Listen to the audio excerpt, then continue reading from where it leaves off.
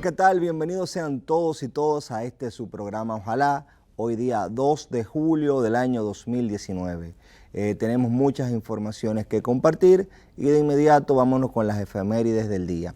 Un día como hoy, en el año 1778, muere Juan Jacobo Rousseau, célebre escritor francés que escribió El Contrato Social. La teoría de Rousseau sobre la soberanía popular va a impregnar todo el constitucionalismo posterior y es una de las teorías que se recogió tanto en la Revolución Inglesa, inclusive, como en la Revolución Francesa de 1789, aunque con modificaciones. Igualmente, esa teoría se encuentra en nuestra Constitución, que dice que la soberanía reside en el pueblo, de quien emanan todos los poderes. Lo que se le agregó fue el tema de la representación, una aportación del abate Manuel Sieyès. También queríamos compartir con ustedes que un día como hoy, un 2 de junio del año 1901, murió Concepción Bona. María Concepción Bona Hernández, esa dominicana que ustedes ven ahí, nació en Santo Domingo, era prima de Pedro Alejandrino Apina, y un trinitario, uno de los más consagrados trinitarios, y ella también fue una gran educadora, una defensora de la dominicanidad, una de esas mujeres que nos ayudó a forjar nuestra identidad y ayudó al patricio Juan Pablo Duarte y a los próceres trinitarios en esa lucha por nuestra independencia. Ella fue que le entregó junto a María Trinidad Sánchez, al prócer Francisco del Rosario Sánchez, la bandera nacional, la cual fue izada el 27 de febrero de 1844. Otra efeméride que se celebra el día de hoy tiene que ver a nivel internacional con que en el año 1964 el presidente Lyndon B. Johnson, que fue presidente luego del asesinato de John Fitzgerald Kennedy, Lyndon B. Johnson aprobó una ley que prohibía la segregación racial. ¿Qué es la segregación racial? O sea, que estuvieran separados los blancos y los negros.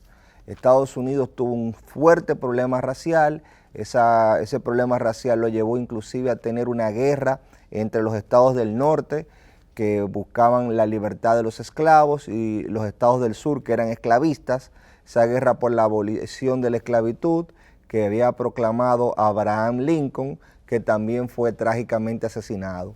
El tema es que un día como hoy, apenas en el año 1964, fue que mediante una ley se prohibió esa segregación racial en los espacios públicos. Sin embargo, faltarían muchas muertes más y muchas vidas y mucha discriminación, porque la ley, si bien va moldeando la costumbre, no opera en el abstracto. O sea, cambiar una costumbre que se va creando por el tiempo, se va creando por siglos, toma tiempo. Es un proceso que se impulsa con leyes, pero que va produciéndose de manera gradual.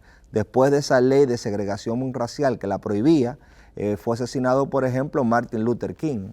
Entonces, esa es y ha sido nuestra historia reciente, porque vuelvo y repito, estamos hablando del 1964, que en términos históricos fue el otro día. De hecho, muchos de los que están aquí en el estudio ya estaban dando carpeta en esa época, y esa es la realidad de nuestra historia. Miren, hoy nosotros tenemos una reunión del Comité Nacional de Salarios. Comité Nacional de Salarios es una instancia que creó el Código Laboral de 1992, en el cual existen básicamente tres partes. O sea, es una mesa que tiene tres patas, básicamente. Son tres partes. ¿Cuáles son las tres partes? Por un lado está el Estado, que es el ente mediador. Por otro lado están los empresarios o los empleadores, y por otro lado están las centrales sindicales que representan a los trabajadores. Entonces, en ese Comité Nacional de Trabajo, que al igual que la OIT, la Organización Internacional del Trabajo, tiene una conformación tripartita, se decide cuál es el salario mínimo para el sector privado no sectorizado. Entonces, como señala la prensa nacional, han existido varios intentos de lograr un aumento salarial, y ese intento a veces ha tenido que luchar con la testarudez de algunas de las partes.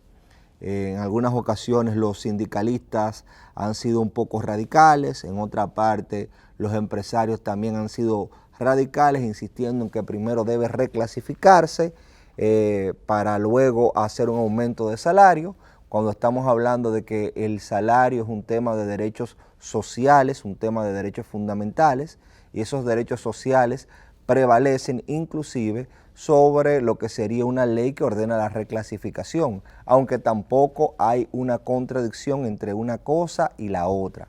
Entonces, yo quiero llamar la atención primero de la actitud que ha tenido el mediador, que en este caso ha sido el Estado. El que preside el Comité Nacional de Salarios, Félix Hidalgo, siguiendo instrucciones del ministro de Trabajo y del presidente de la República, ha tenido una actitud de moderación y de entender que debe de producirse un acuerdo entre las partes en donde colaboren tanto el capital como el trabajo.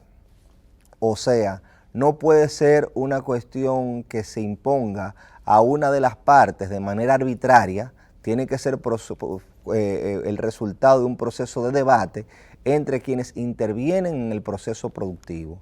Y es bueno que se señale que este tipo de instituciones tengan primero esa conformación y que existan mediadores entrenados en un país donde no estamos acostumbrados a que las cosas se debatan. A veces aquí parece que por un esquema de herencia trujillista no podemos tener la más mínima contradicción. Y cuando tenemos esa más mínima contradicción, la prensa y mucha gente cree que es un alboroto y que se está acabando el mundo.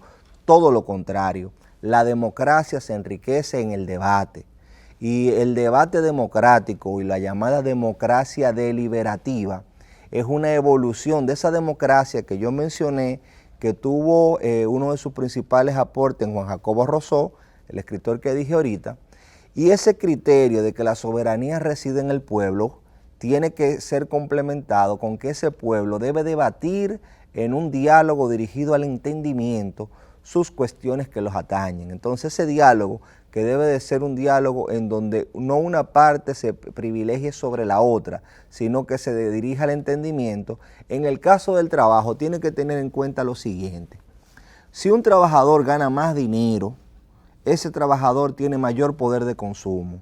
Y a la larga eso beneficia también a los empresarios y a los empleadores.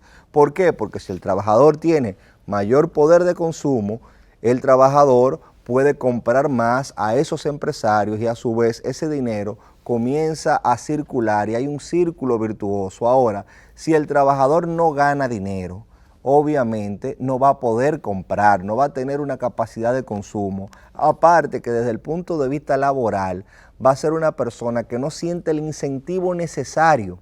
Y las empresas hoy en día no deben de competir en quién paga los salarios más bajitos, sino en quiénes son las que tienen las mayores competencias. Y para usted atraer a las personas que tengan más competencia, usted tiene que establecer una política de incentivos. Entonces, esta discusión del salario mínimo es lo mínimo admisible que un Estado social, democrático y de derecho debe tolerar para que el más fuerte no se coma al pequeño.